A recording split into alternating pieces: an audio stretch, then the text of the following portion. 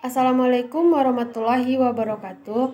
Perkenalkan, saya Berliana Zulfitri, NIM 20233011. Saya dari Prodi D3 Manajemen Pajak.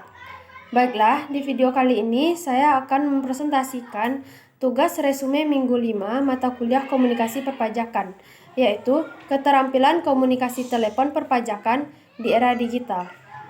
Yang pertama, saya akan menjelaskan tentang keterampilan komunikasi perpajakan. Keterampilan komunikasi perpajakan merupakan suatu bentuk keterampilan yang ada dalam diri seseorang untuk melakukan komunikasi sebagai bentuk interaksi guna menyampaikan atau lain sebagainya dengan menggunakan perantara media telepon. Perkembangan zaman mendorong teknologi berkembang pesat. Teknologi yang saat ini sudah sangat mendunia, yaitu telepon. Saat ini semua orang sudah dapat menggunakan telepon, sehingga keterampilan orang terhadap teknologi semakin meningkat dan dapat meningkatkan kualitas hidup dengan mengikuti perkembangan zaman. Berikutnya yaitu jenis-jenis komunikasi telepon. Yang pertama, komunikasi antar bagian. Merupakan komunikasi langsung antara bagian satu dengan bagian lain dalam satu tempat. Yang kedua, komunikasi lokal. Merupakan komunikasi yang dilakukan oleh komunikator terhadap komunikan dalam satu daerah tertentu. Yang ketiga yaitu komunikasi interlokal.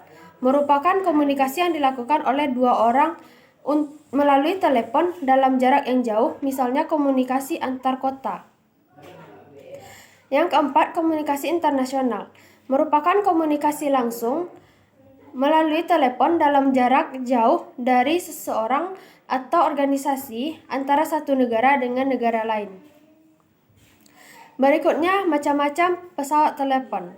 Yang pertama, telepon meja. Merupakan telepon yang letaknya di atas meja. Yang kedua, telepon dinding. Merupakan telepon yang letaknya di dinding. Yang ketiga, telepon mobil, kapal, dan pesawat. Merupakan telepon yang letaknya di mobil, kapal, dan pesawat. Yang keempat, telepon genggam. Merupakan telepon yang digenggam atau bisa dibawa kemana-mana. Berikutnya saya akan menjelaskan tentang cara kerja telepon. Pertama, suara dari pengirim diterima oleh alat yang dinamakan mikrofon.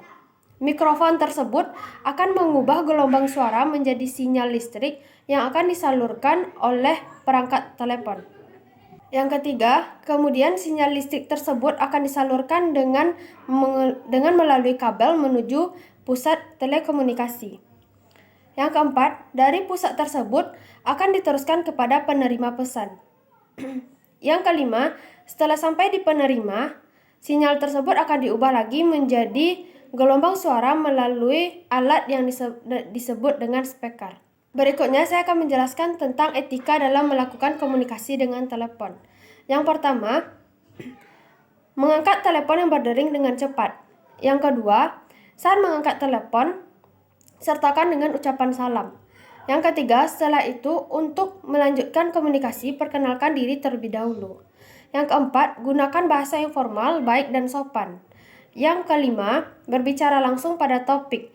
Hindari berbicara bertele-tele. Gunakan nada suara yang sopan. Saat melakukan telepon, jangan berbicara dengan orang lain. Berikutnya, untuk mengakhiri telepon, ucapkan terima kasih dan salam. Tutup telepon setelah lawan telepon menjawab salam yang kita ucapkan. Berikutnya yaitu kelebihan dan kekurangan komunikasi dengan telepon. Kelebihan komunikasi dengan telepon yaitu praktis dan fleksibel, memudahkan proses interaksi sosial, efisien dan efektif, biaya kecil, dapat digunakan untuk berhubungan jarak jauh, selalu mengalami perkembangan. Kekurangan dari menggunakan komunikasi dengan telepon yaitu rawan penipuan, mengganggu kesehatan akibat radiasi dari telepon, tidak bisa kontak langsung secara fisik, harus memiliki sinyal yang kuat, penelepon dan penerima harus memiliki perangkat seluler. Baiklah, hanya sekian video tugas resume minggu 5 mata kuliah komunikasi perpajakan yang dapat saya sampaikan.